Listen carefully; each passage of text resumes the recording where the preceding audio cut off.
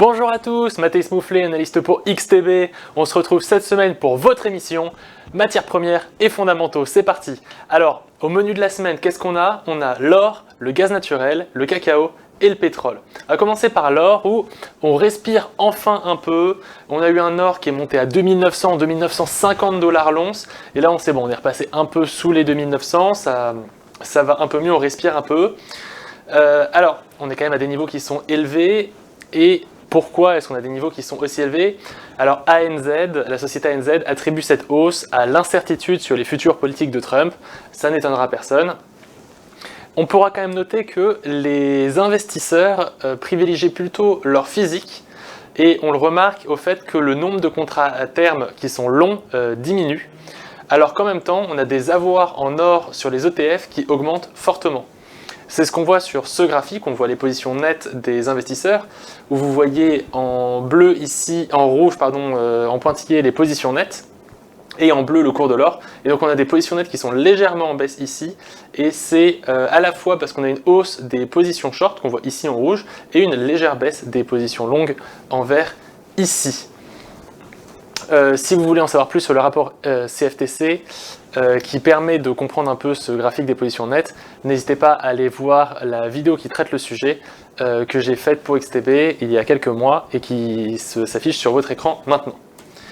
Maintenant, on va regarder un peu les positions sur les ETF. Donc, c'est ce que je disais, on a des avoirs sur les ETF qui augmentent fortement. C'est ce qu'on voit ici en pointillé en bleu avec les avoirs sur les ETF qui ont augmenté de plus d'1 million d'onces en quelques jours, quelques semaines. Donc on est passé d'un peu moins de 84 millions d'onces à plus de 85 millions. Donc les investisseurs sont très axés sur les ETF d'or en ce moment. On a aussi le fait que la hausse de l'or est aussi due à la baisse des taux qui est repoussée.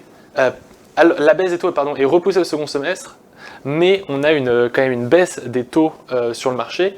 On a eu des rendements des obligations américaines qui ont chuté fortement, ce qui a renforcé l'attrait de l'or. C'est ce qu'on voit sur ce graphique, où vous voyez en pointillé, alors faites attention, hein, l'échelle est inversée, donc quand ça monte, les taux sont en baisse. Donc on voit les taux qui sont passés de 4,5 à 4,6 même à 4,3 sur le 10 ans américain. Donc une forte baisse des taux, ce qui profite plutôt à l'or. Parce qu'on le rappelle, l'or c'est une valeur refuge qui est en compétition avec les obligations d'État américaines. Or, les obligations d'État rapportent un coupon, ce que ne fait pas l'or. Et donc, quand ce coupon diminue parce que les taux diminuent, eh bien, ça fait que l'or, comparativement, devient plus intéressant que les obligations. Maintenant, on va parler rapidement du gaz naturel, avec le fait que les investisseurs aiment jouer à se faire peur, hein, c'est comme ça que je l'ai nommé. On a eu des cours extrêmement élevés sur le gaz naturel qui sont un peu en baisse maintenant. Alors, les prix du gaz naturel ont atteint jusqu'à 4,3 $ du MMBTU, ce qui a été porté par une hausse de la consommation en février. On est descendu maintenant, on est légèrement en dessous des 4 $ au moment où j'enregistre. Et les prévisions météorologiques annoncent un réchauffement, ce qui explique la baisse, qui a entraîné une réduction de la demande dans les semaines à venir.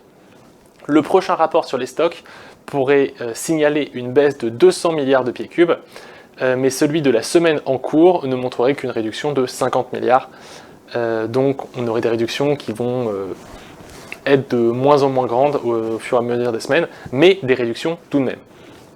Les stocks de gaz, quant à eux, sont conformes à la moyenne sur 5 ans, et l'augmentation prévue des exportations américaines, qui sont de 15 milliards de pieds cubes par jour, pourrait limiter la reconstitution des stocks cet été. On en parlait déjà la semaine dernière.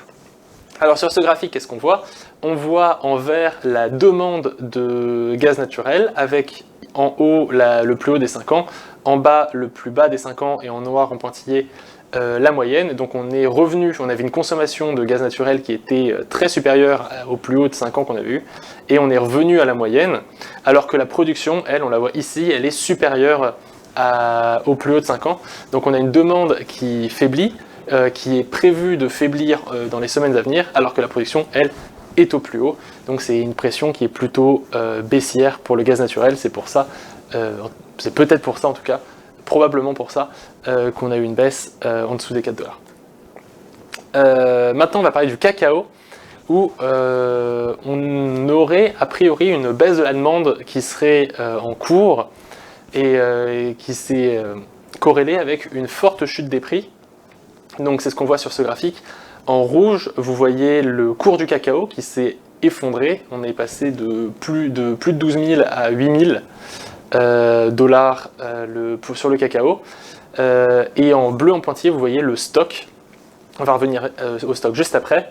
Donc le cacao subit une correction des prix en raison des craintes liées à la baisse de la demande de chocolat, et non pas parce que les stocks sont particulièrement faibles, mais aussi à la liquidation des positions acheteuses des spéculateurs.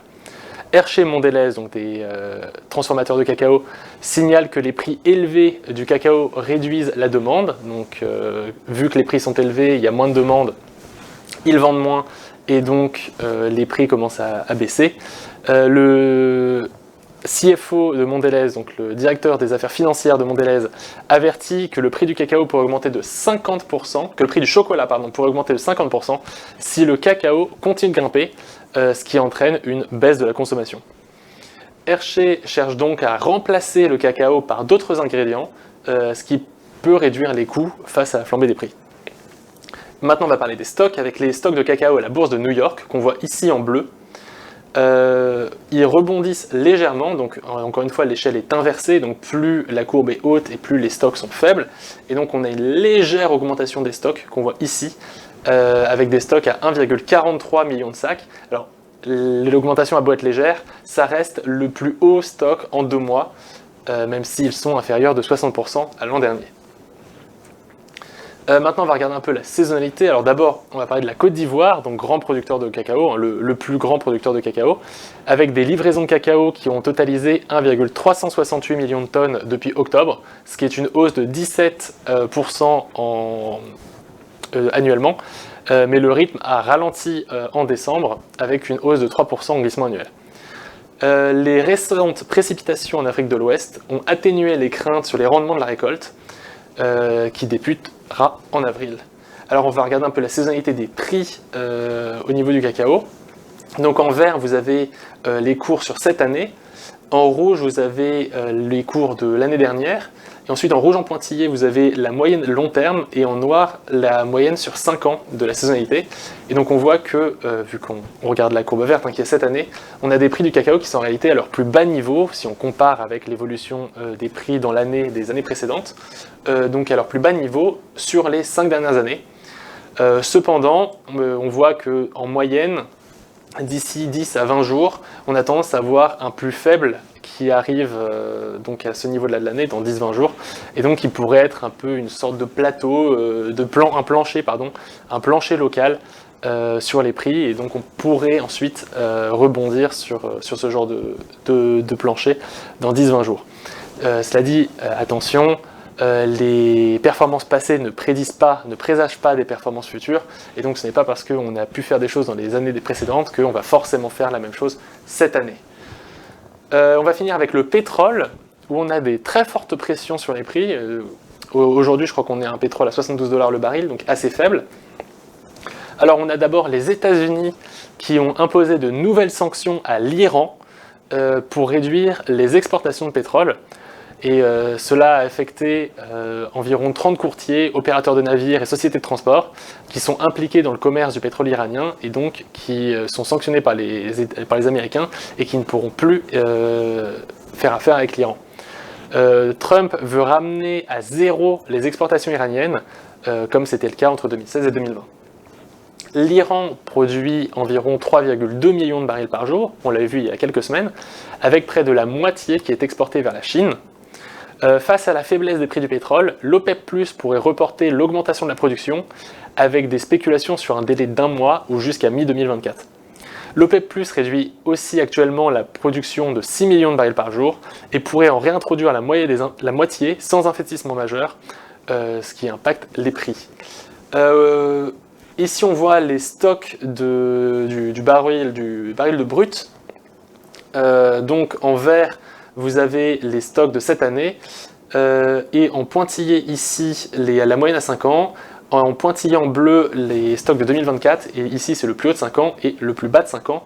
Et donc on voit que les stocks de brut ont récemment augmenté, conformément à ce qu'on avait fait l'année dernière, et aux tendances saisonnières en général. Toutefois, les niveaux de stock restent inférieurs à la moyenne sur 5 ans et au niveau de l'année dernière, ce qui devrait plutôt être une pression qui devrait être haussière sur le pétrole, mais pourtant on a bien des prix qui sont plutôt faibles.